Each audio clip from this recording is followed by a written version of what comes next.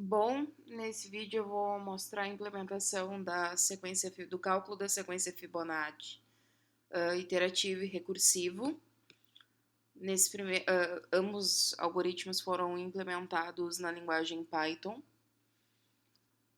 No Fibonacci iterativo, a gente tem a definição da função, que o parâmetro que ela recebe é o termo que a gente quer calcular, por exemplo. No enunciado desse exercício, o número que a gente queria calcular da sequência Fibonacci era 8, então, na verdade, o parâmetro passado, que está aqui embaixo, Fibonacci iterativa, é o número 8, é o oitavo termo que a gente quer calcular o valor da sequência Fibonacci. Eu uso duas variáveis, A e B, inicializadas A com 0 e B com 1. Eu tenho um for, que percorre de I ao valor que eu quero calcular, o termo que eu quero calcular, onde o meu A recebe o B e o meu B recebe A mais B. No caso, dessa forma, eu estou calculando a soma dos dois termos anteriores. Cada vez que eu executo essa função, eu printo o valor da sequência Fibonacci do termo que está sendo calculado. E, por fim, quando ele termina de entrar no for, que ele já percorreu até o termo que a gente quer calcular, então eu tenho o retorno do valor final do cálculo dessa função.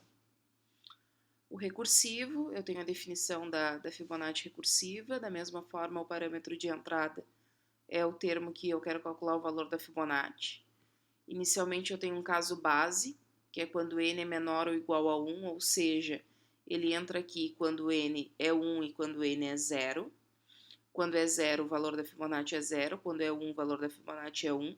Esse caso base ele serve para parar minha função recursiva e desempilhar as funções calculando o valor delas. Aqui, enquanto não entra no caso base, eu entro nesse else e eu retorno o valor da Fibonacci referente ao termo anterior e referente mais a Fibonacci referente ao termo anterior do anterior. No caso, n-1, o anterior, e o anterior do anterior, n-2. Dessa forma, eu vou empilhando, até chegar no meu caso base, e quando eu chego no meu caso base, eu começo a desempilhar e passar para as minhas funções o resultado dos cálculos. E quando chega no caso base, então, eu tenho o retorno do valor da Fibonacci. É natural que os dois algoritmos retornem o mesmo valor, visto que eles calculam a mesma coisa, eles só calculam de forma diferente, né? O primeiro é iterativo, o segundo é recursivo. Aqui eu tenho as chamadas das funções, passando o termo qual eu quero calcular. E agora eu vou executar para mostrar qual é a saída do algoritmo. Bom, dessa forma, aqui eu tenho o algoritmo, a saída do meu algoritmo iterativo.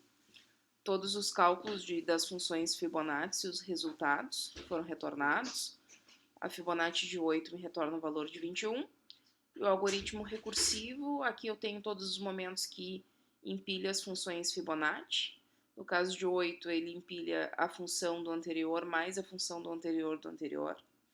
E assim vai indo até chegar aos casos base, onde ele começa a desempilhar de acordo com os valores que ele vai calculando, e aqui o retorno também é 21.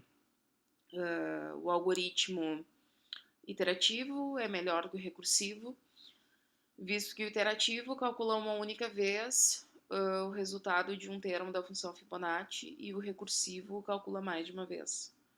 A gente pode perceber que aqui ele calculou de 1, de 0, daí ele calculou de 1 de novo, e aí ele vai desempilhando.